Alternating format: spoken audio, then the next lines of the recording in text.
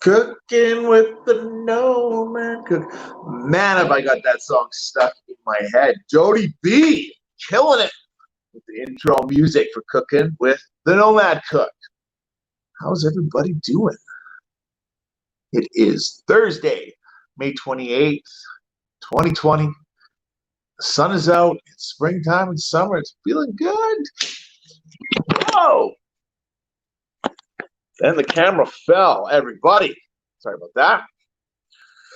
All right, guys, just want to point out, if you live in Alberta, Manitoba, or Ontario, Fire and Flower, some of their stores, they're back open, but they also have their Fastlane app. So you can go on there, pre-order your cannabis. Hey, even though we're all opening up and we're able to go into our second phases and start interacting, we still want to keep social distancing around. We know there's a second phase coming. So again, their Fastlane app, curbside pickup.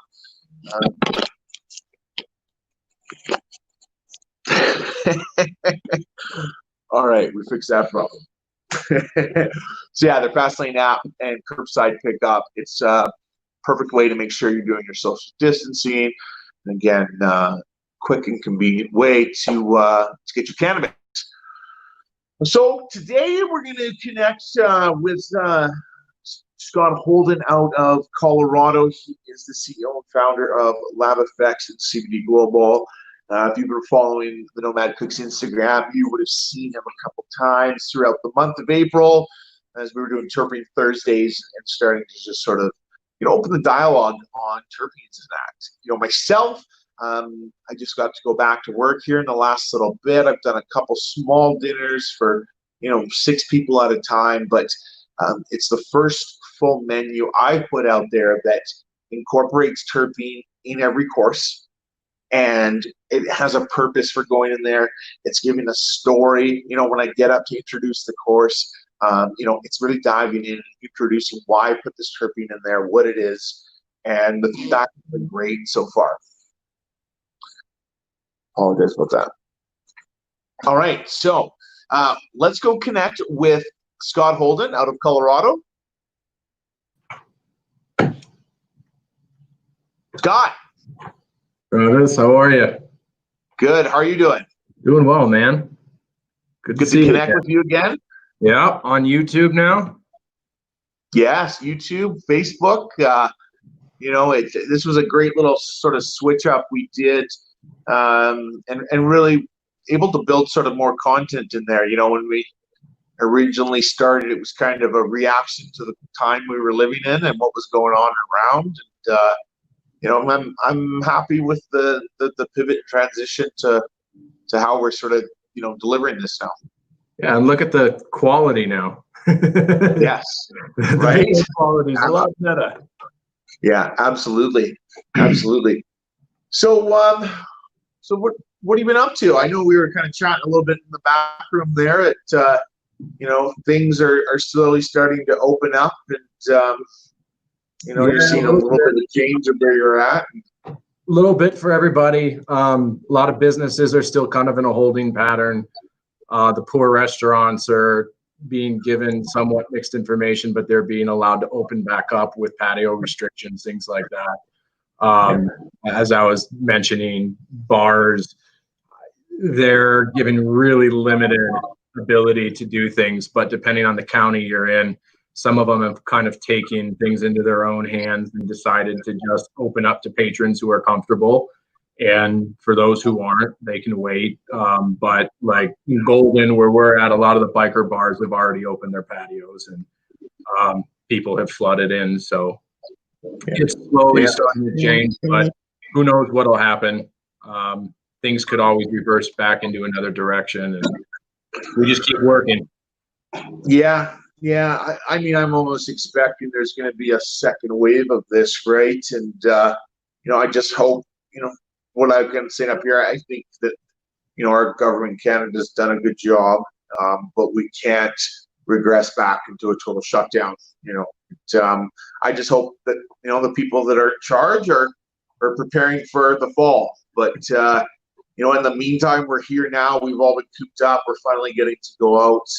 As I was saying, I've done 3 little dinners for 6 people per time right now, and And it's just been so great to get back to what I'm doing, even to go through the process, to sit down, write out the ingredient list, go through the shop, the 10 hours of prep. It's all, it's just been, you really miss what you used to think is, oh, this is the not fun part of the job, but everything of it is I'm loving. So yeah, for sure. Yeah. So, this menu that I've done, I've had 10 weeks to work on it. And, at the beginning of this, I got that beautiful care package from you guys with all those different terpenes and, every day kind of playing around, some things working, some things not. With this menu, I was able to incorporate a terpene into all 4 dishes. Nice. The dessert just really such a grand slam. The Cannabis Essence terpene adding just exactly what I wanted it to be. But, what I found with the guests sitting down is, well, and I'll say, does anyone know what terpenes are? Other than the group of, the Cannabis magazine, that group of guys that came out that all knew it. Obviously, it's their life and industry, but everyone else coming in, they didn't know. And Okay. it was great to, whenever I introduce a course, I talk about the ingredients and I talk about what, I like my chef's notes. This is what I was thinking when I was creating this, right? Yeah. So, I'm just going to share with you what I've created, where I put the terpene, and I thought maybe we could kind of talk about that terpene, its properties, and, I can kind of explain why I thought it would go well in the dish I was doing. So, I started off, my first course is a BC spot prawn ceviche.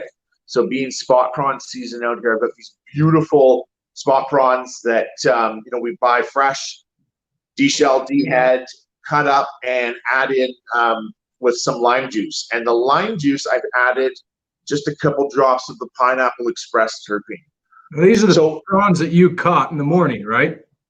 Yes. Yeah. So, to do a ceviche, in these past couple of events, I'm no longer on the island, but we would go by, but that dish came from that day. So what I found was, we're going to let the prawns sit in that citrusness to really sort of, almost cook it up a little bit. Right. So by adding that little terpene there, we're adding that sort of fruity, sweet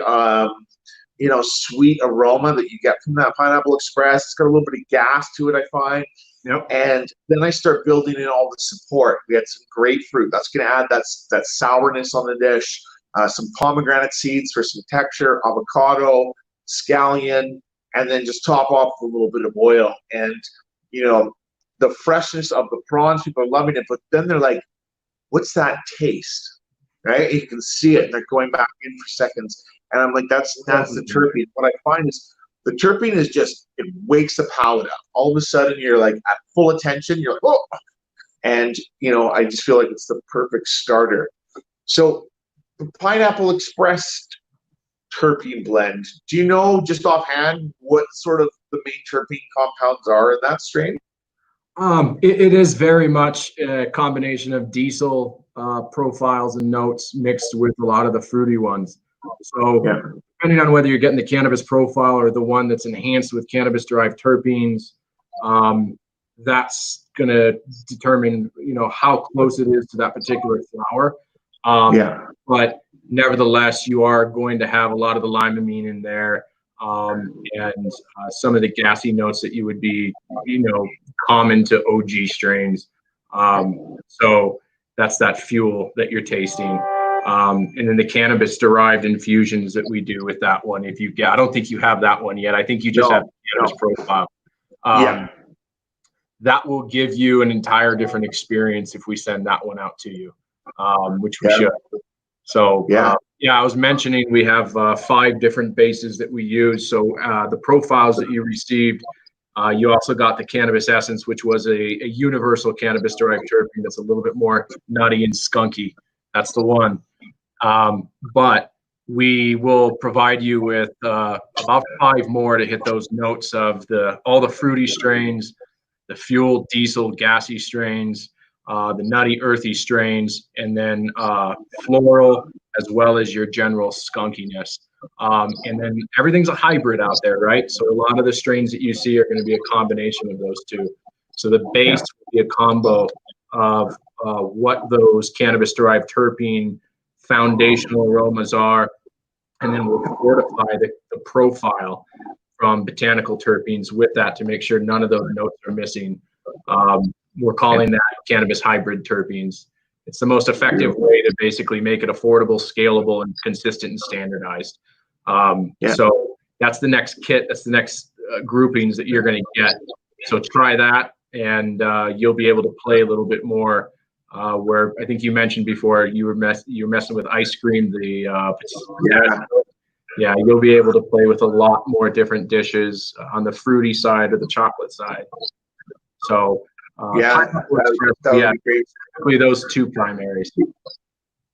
The thing I found where this really terpene really played in to this dish and where it really made sense as well is this is a cold serve dish, right? Mm-hmm. So we don't have to worry about evaporation and just the right amount into that lime juices, and again it's 1 or 2 drops, and I find it's going to be more than enough for everything.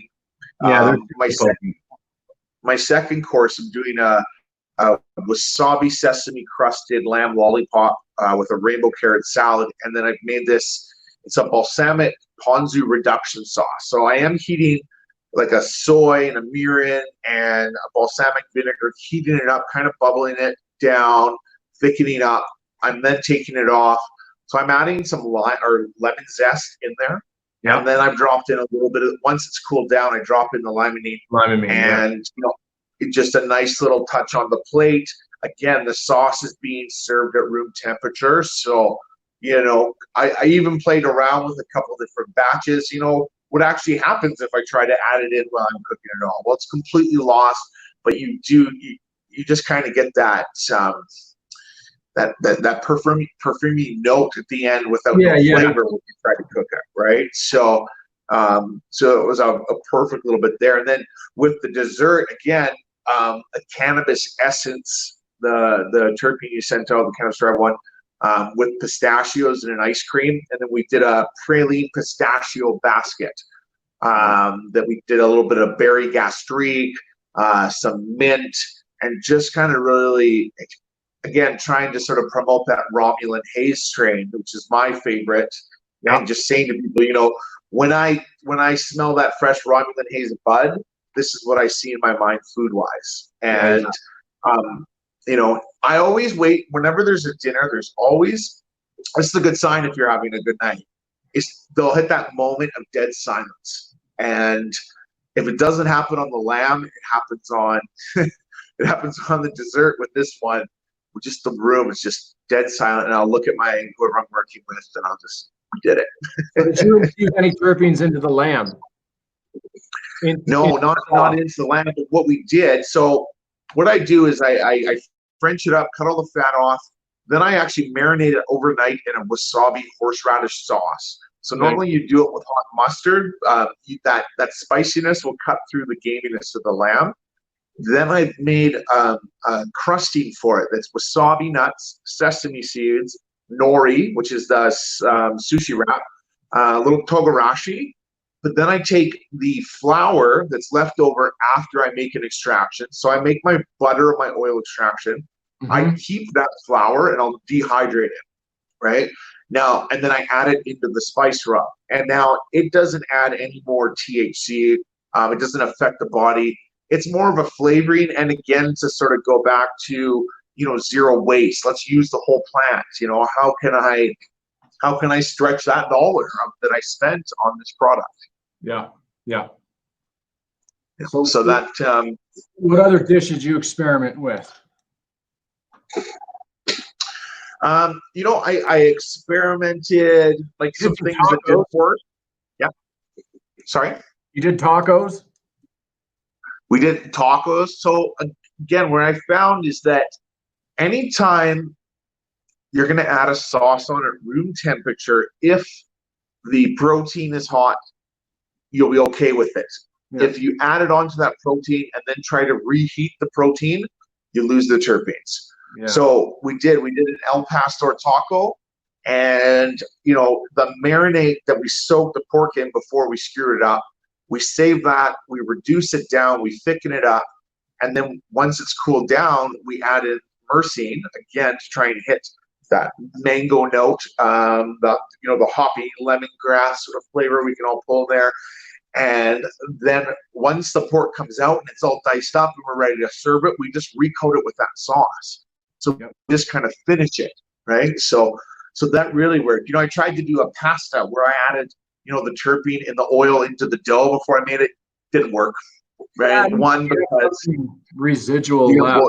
It's going to the majority of them, so it's going to completely change the profile. You'd have to stay under 300 degrees Fahrenheit or even 250 to stay safe to know that. Yeah, you got to go into hot boiling water, right? So, you know, a lot of, you know, finding out where these work is finding out where they don't work and proving they don't work. So, you know, it's been the great thing of like, because I have a feeling if I keep doing this, that one of these days I'm like, well, this won't work, and I'm going to try it, and it's going to work, and that's going to be the next big dish on the menu. So did you get everything to the cookbook submitted? Sorry, no, I'm still working on it. We've you know how the workload keeps piling on. At one point, I was like, man, I've taken on a lot. I'm it's good. Right, we're in product development right now, so the cookbook 60% done, right? So the recipes are all there. It's the front educational part that I'm focusing on right now. Again, just trying to fact check what I have to make sure that you know, what we put out there is accurate. And you know, one question I got for you, so you know, when I'm using terpenes, I am merely going off of flavor to know if I have put enough in there or not. Because too much of a terpene, as we said, it's just like a perfumey gassiness that will really burn the palate. It doesn't work. How do we know how much of a terpene is good for the body to ingest? You know, if I know I can take 100 milligrams of THC, is there a ratio yet that we can look at with terpenes? You know, this is a tough subject because there's a difference between like what people ask. In fact, I was just responding to an email today from a compliance group in a liquor store bringing products in for somebody with vape and talking about, you know, FDA GRAS status, but the fact that they haven't been really approved for inhalation, for safety data sheets, things like that.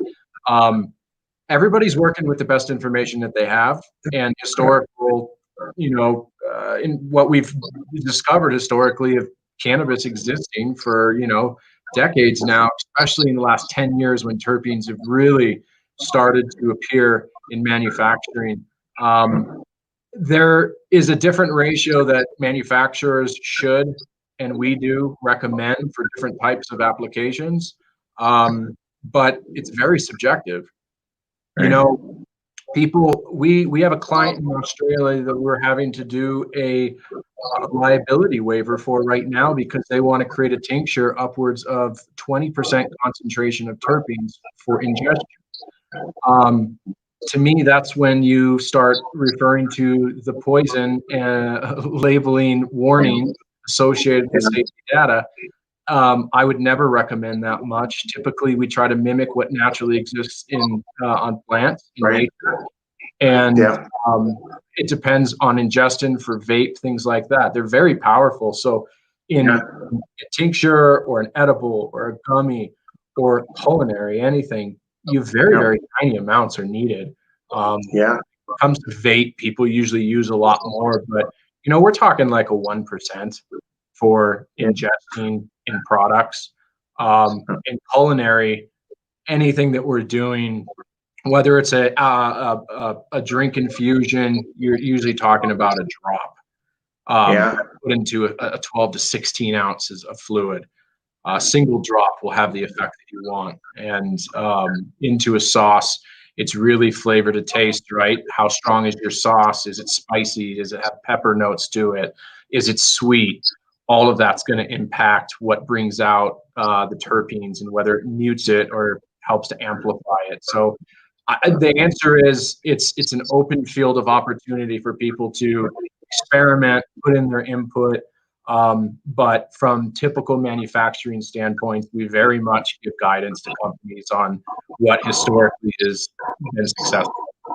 Does I'm going to guess it varies on each person's endocannabinoid system, because if some people react poorly to a certain terpene, they can obviously, like a smaller amount would probably upset them or make them feel ill or have that bad reaction to it. Is that right? Or I mean, this is kind of getting into like, what are they really reacting to? In order for like a therapeutic response to take place, you don't need a whole lot. You'll get therapeutic value anywhere between 0.5%, even 2 to 3%. 3 would be really on the high end, and it depends on what you're trying to derive out of it, because every terpene has a different therapeutic profile, just like essential oils, and the amount that's needed to help catalyze what is known as the entourage effect, depending on what you're pursuing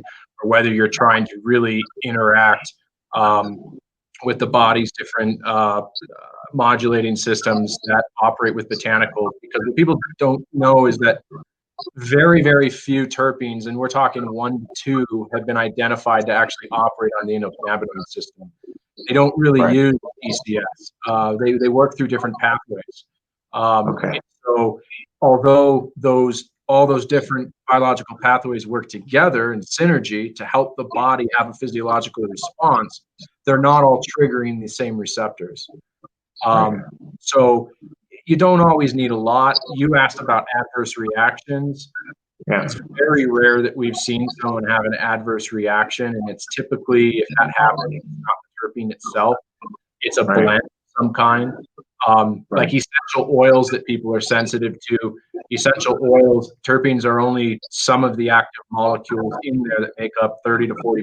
And you got that 60 to 70% somewhat unknown of the material that helps with that aroma, but you would have to really break that down to identify what the person is really responsible. Well, all good, very interesting. I was chatting with another cannabis chef, and we were both just kind of saying, this is part of what is exciting, kind of being at the forefront of this. And there is only so much that's known out there, and the potential, for a chef to have a line of terpenes in their kitchen and just to play around with it. I'm excited. I am going to accidentally stumble across something, and it's accidentally on purpose, because that's the whole why I'm doing it. But I mean, think of the fact that people use essential oils for aromatherapy, right? Now you're not even ingesting it, but just having that in your general area can relax you or stimulate you or give you a very specific feeling. So it doesn't take a lot. No, and I'll wrap it up with this analogy. I know I've said it to you once before. It's one of my favorite ones. When we're talking about the entourage effect and terpenes and how it all plays a role, right? Now, you can come home after a long day of work, your body's sore, you want to run a bath, you get in the bath, hot water, it relaxes you, you feel good. Well, what if now we turn the lights off, we light some candles, right? We put on some Kenny G. When's the last time? Nice little lavender. You got that lavender candles burning, so you're getting the linalool. It's in there. That bath is gonna be that much more enjoyable. And that, to me, Kenny G is terpenes to a bath. Now in your food. Yes. So Scott, you know what? Always appreciate the time, us getting to chat. I think we are one phase away from getting to meet in person. I know I'm waiting for that border to open and to get down there. It's on the top of my to-do list here. So, yes, sir. But I appreciate your time. As soon as things open up, so we can go out and have a drink. Let us know when you can come down. I'm Pleasure. I'm there. Thanks for having me on. Yeah. Yeah, I got a girlfriend in Oakland who's dying to see me, and you know what? Colorado's not too far away, so seems like a logical stop. All right, brother. Cheers. Thanks, Scott. Cheers. All right, Scott Holden, Lab Effects and CBD Global. Go check out their Instagram, Facebook. Check out their website. All great stuff out there. So today on our Cannabis Minute, we're going to just talk a little bit about equipment that you need to cook with cannabis at home and how, what kind of works. Now, the original way of doing things, let's see if I can type this fix. Okay, so back in the 60s, when your mom was your age and she was making pot brownies, chances are she was using this. This is what we call a double boiler. So we fill water in here, we boil it, we have this on top, and in here we go in with our oil, with our butter, with our cream, whatever fat we're going to use. And on a low heat, we're slowly going to boil it. We're going to double broil, and we're going to, over about a 3-hour period, we're going to emulsify and make an extraction.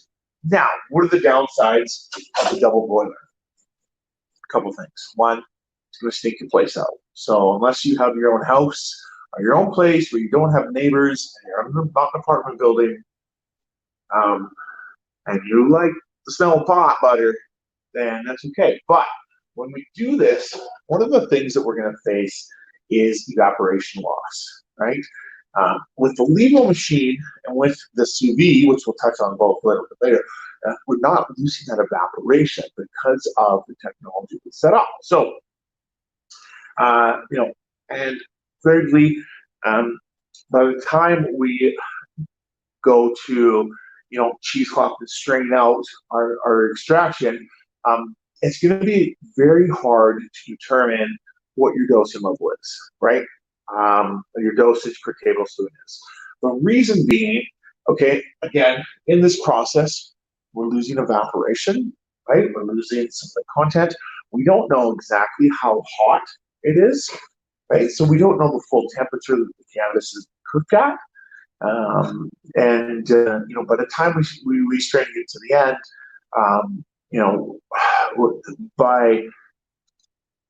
by not being able to control the heat level, we're going to burn away the terpenes. We're going to lose the flavor on it, right? And that's where you get that danky, bitter cannabis taste. So again, you got some weed around the house and you want to give it a shot. Perfect. This is the first way you can start off, right? There are some other pieces of equipment out there, like the Magic Butter machine. But again, I find that this right here, this is the Levo 2 machine. Okay, so Levo has got 2 models. This is the second one's come out. Sorry about the glare there. It's too shiny. So this machine's great. It's got a couple different options, to infuse, to activate. You can do a dry rub in here. It's really simple. You just kind of.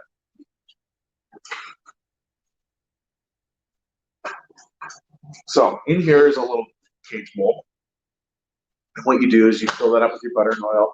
You put your cannabis in this little cage, and you drop this in. You close it.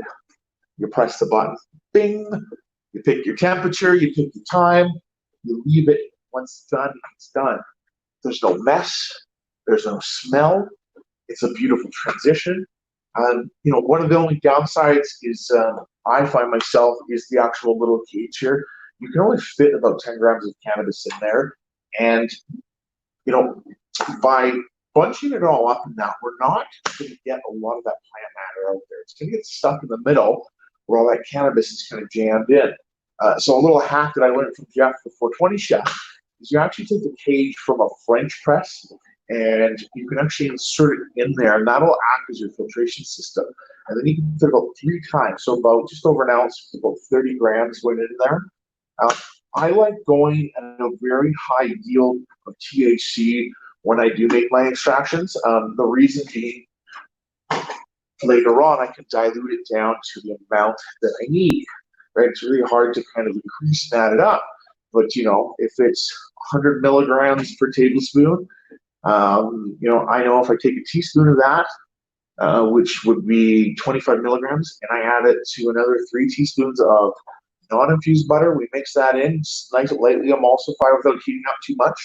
Boom, we have now a tablespoon with 25 milligrams of cannabis. So this is brand new, it just came in. This is my Anova Pro. So this is my favorite type of sous vide. The great thing with the sous vide. So what is a sous vide, you ask? It's a water circulator. We put it in a little bit of a water bath, and it will heat the water up and it rotates it around in a circular motion, right? We take our proteins, our meat, our cannabis, we vac seal it, we put it into the bath, and we cook it at a 360-degree sort of angle at the set perfect temperature. So I just bought this one. Now this is the Anova Pro. You can literally go to Canadian Tire right now, the Anova Nano. It's $129. If you're buying it just to infuse your cannabis, it's fine. You don't need the heavy duty sous vide unless you're cooking for 50 plus people, right? So again, this is the sous vide here. It's simple, right? This goes in, sits on the edge of something, and there, it heats the water up, right? It's perfect. You set it to the time, the temperature, and so the reason I love the sous vide and why I love the Levo is it allows us to really control temperature and time. All right. Allows us to control temperature and time. And again, we look at that cannabis that we're about to use. Let's look at the terpene profiles in it, right? If it's something that's got a lot of pinene in it, I know at 311 degrees, we're going to lose that pinene. So we want to make sure we're well below that to really accentuate that flavor, right? So again, all 3 pieces will work. Hey, double broiler, you got that at home already. You can use it. But I say if you want to cook with cannabis, go out, invest a little bit of money. You don't need to go with the $500 CV. There's one for $129 Canadian Tire. Canadian Tire ain't even paying me to say that. I should. Levo 2 machine. Again, it looks sexy. It just looks good. Put it right beside your coffee machine. Looks good. So yes, this is the Cannabis Minute. Those are my recommendations. We'll try them out. All right, let's head on over. She's back. We're now the day.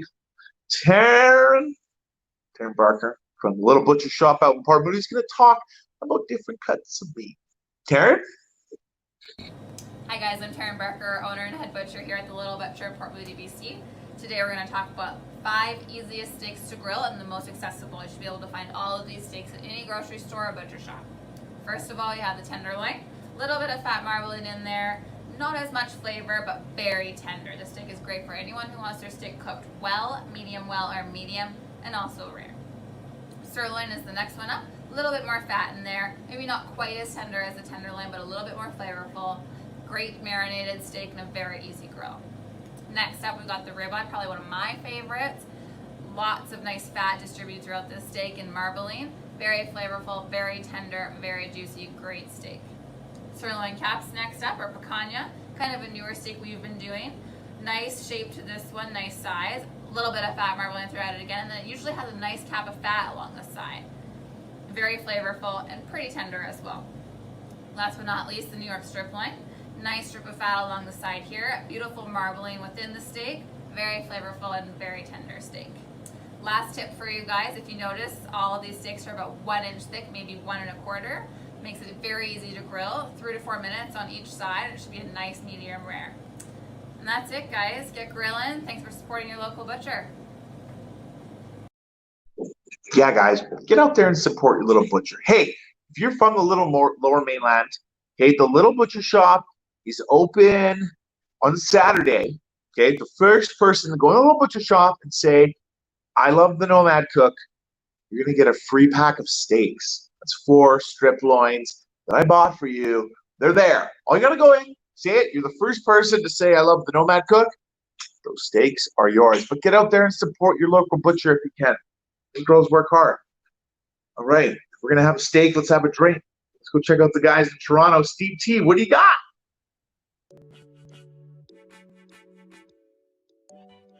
This is how we make our strawberry peach cocktail. Here are the list of ingredients that you'll need. Strawberry peach delight steeped for 3 to 5 minutes, some ice cubes and chopped strawberries for garnish, a cocktail shaker, 2 teaspoons of cannabis-infused honey, a quarter shot of lemon juice, and 2 teaspoons of brown sugar. For more recipes like these, visit steeptea.com/blog. We start by adding the steeped tea to the shaker.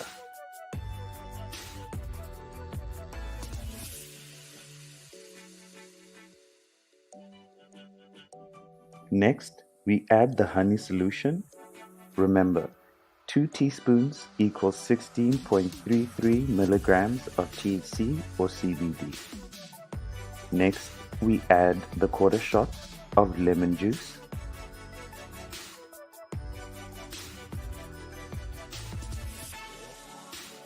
Lastly, we add the 2 teaspoons of sugar that have been dissolved in some water.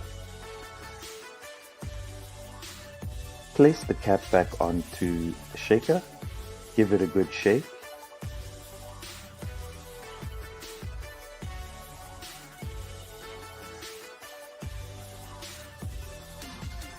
Pour, serve, and enjoy.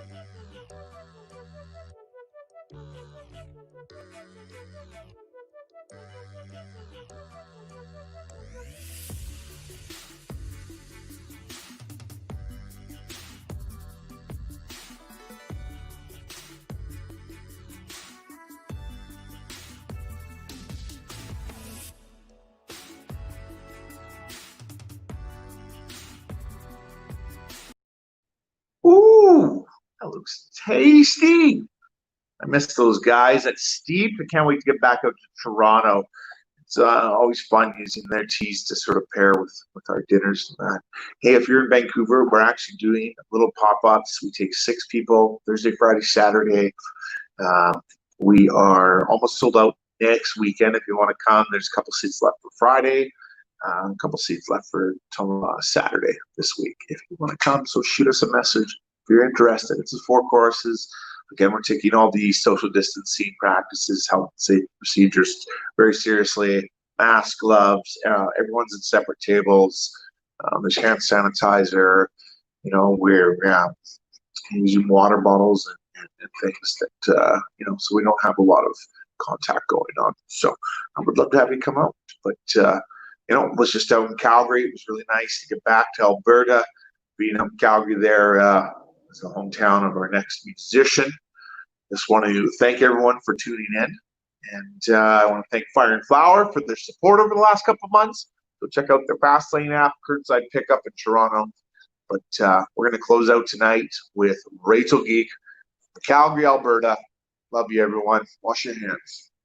Wash your hands.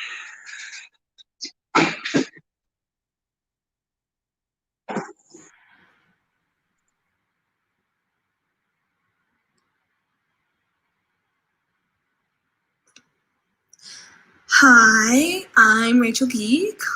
I'm based out of Calgary, Alberta. I do live looping, producing, rapping, singing. Depends on my mood that day. So I'm going to play a song that I wrote called Counting Scars.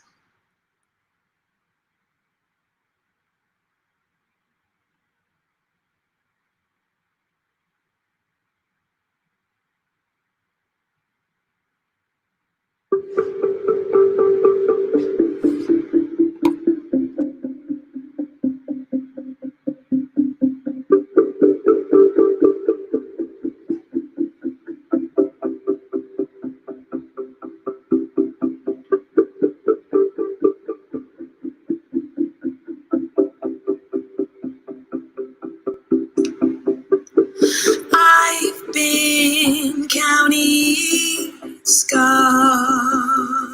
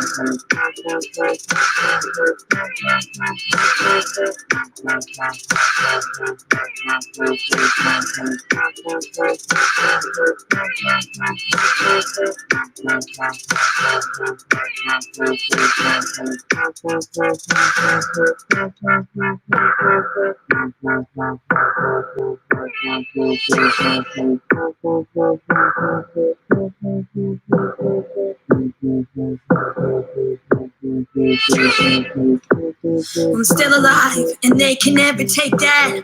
I can blame all the drugs, or leave my name on the setbacks. We don't take crap, fuck the fake love, fuck the fake names and the fake dubs. You can change us, but we can break stuff, and we can build it back up. Calm in the chaos, bomb in the bag, and I never felt enough. And I'm gone in a rage cage, song in a bus. Don't wanna break, but I'm on in the dust. Don't wanna stray, but I don't get the buzz. No, I won't break, but I'm scared of the dark, and I never knew the light till my heart gave a fuck. So I'm scared of the light, 'cause it never felt right. But I'm finally sleeping at night, and I've been counting scars. Forgot that there were stars. Thought I was swimming in an ocean. Didn't know that I was still floating.